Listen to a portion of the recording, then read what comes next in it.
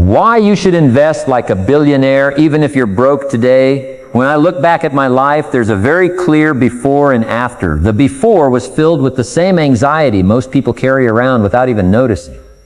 Waking up every morning with the weight of bills on my shoulders, watching the clock tick while I traded hours of my life for money that always seemed to disappear as quickly as it came in. I was always calculating in my head, if I buy this, can I still cover rent? If I take this small risk, will I have enough for groceries next week? I thought money was a matter of survival, but I didn't realize back then that survival thinking is the exact opposite of wealth thinking.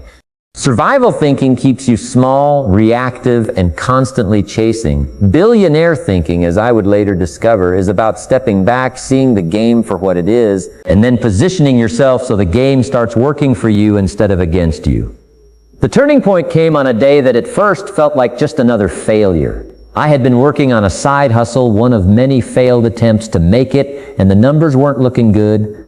I'd invested my savings into inventory thinking I could flip it online for a profit, but sales barely trickled in. I had heard that line before, but that day something shifted. I realized I was exhausting myself not because I lacked drive, but because I was playing the wrong game entirely. Up until that moment, I thought the way to become wealthy was to work harder, longer, and more cleverly than everyone else. I thought the rich were just lucky or naturally gifted in business, but that night I went down a rabbit hole. I started studying not just what billionaires owned, but how they thought. I read about Jeff Bezos and how he built Amazon not for the quick profit, but for the long-term market dominance. I studied Elon Musk, who reinvested almost everything he had into ventures that most people thought would fail. I read about Ray Dalio's obsessive commitment to studying economic cycles so he could position himself ahead of downturns. And then I noticed a pattern. None of them thought in terms of jobs or paychecks. They thought in terms of assets, leverage, and systems. They weren't working for money. They were making money work for them. The strange thing was, as I pieced together these lessons, I realized you don't have to be a billionaire to think like one. The principles they use are scalable. If you can only invest $100, you can still apply the same framework they'd use to invest $100 million. The difference is scale, not principle. That's when I stopped asking, how much money do I have? And started asking, how can I position what I have so it grows without me constantly feeding it? That one shift from seeing money as something you spend to seeing it as something you plant completely rewired the way I lived. I started small, really small. At first, I was embarrassed to even call it investing. I had maybe a few $100s left after expenses each month, and I'd split it into tiny moves, some into a low-cost index fund, some into a side hustle that could generate income on its own, some into books and courses that would sharpen my decision-making. I didn't expect miracles, but I began to notice something. The more I put money into systems instead of just spending it, the less desperate I felt.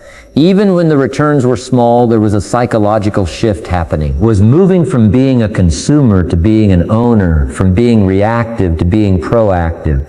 It wasn't all smooth. I lost money sometimes. I made bad calls. But here's something billionaires know that the average person doesn't. Mistakes are part of the compounding process. They don't panic over losses the way most people do because they know losses are tuition for the lessons that create the bigger wins later. When I understood that, I stopped treating every misstep like a disaster and started treating it like data. What worked? What didn't? How can I adjust? This made me bolder but also more strategic.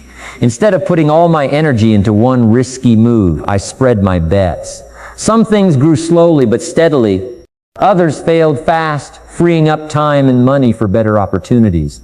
I began to see my life like a portfolio, diversified, adaptable, and constantly evolving. One of the most profound realizations I had during this time was about risk. Most people think billionaires are big risk takers, but that's not quite true. The ultra-rich are careful with downside risk. They only take what look like big risks to outsiders because they've already done the math, run the scenarios, and built safety nets. They think in terms of asymmetrical bets, situations where the potential upside is huge and the potential downside is small or limited. When I applied that lens to my own life, I saw how often I'd been doing the opposite, taking big downsides for small upsides, whether in jobs, purchases, or investments. That stopped immediately. It was around this time I had a conversation with someone who would become a mentor to me. He wasn't famous, but he was quietly worth hundreds of millions. We met by accident, waiting in line at an airport, and I struck up a conversation about investing. He listened more than he spoke, and when he finally shared something, it was this: most people invest like they're trying to get rich fast. Billionaires invest like they're trying to stay rich forever. That's why they win. That line hit me like a hammer. I had been thinking about growing wealth, but I hadn't thought much about protecting it.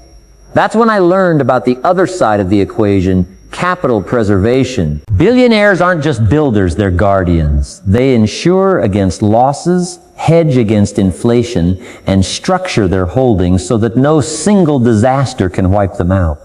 As my thinking evolved, so did my results. My investments were small at first, but they were no longer random.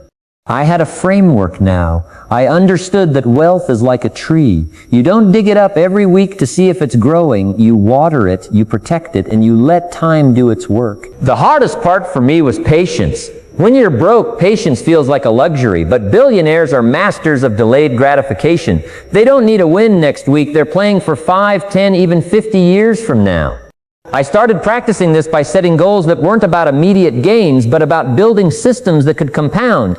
And sure enough, the compounding started to show, first slowly, then faster. Looking back now, I realize that the biggest change wasn't in my bank account, it was in my mindset. The way I made decisions shifted. I stopped asking, can I afford this? And started asking, does this increase my wealth or decrease it? I stopped chasing trends and started building foundations. I stopped worrying about what the news or the market was doing this week and started focusing on what I could own that would be valuable for decades. And the craziest part, once I started thinking like a billionaire, I began attracting opportunities I never would have seen before. People with resources wanted to work with me because they recognized I was playing the long game. I wasn't desperate, I was strategic. That's why I believe anyone, no matter where they start, can learn to invest like a billionaire.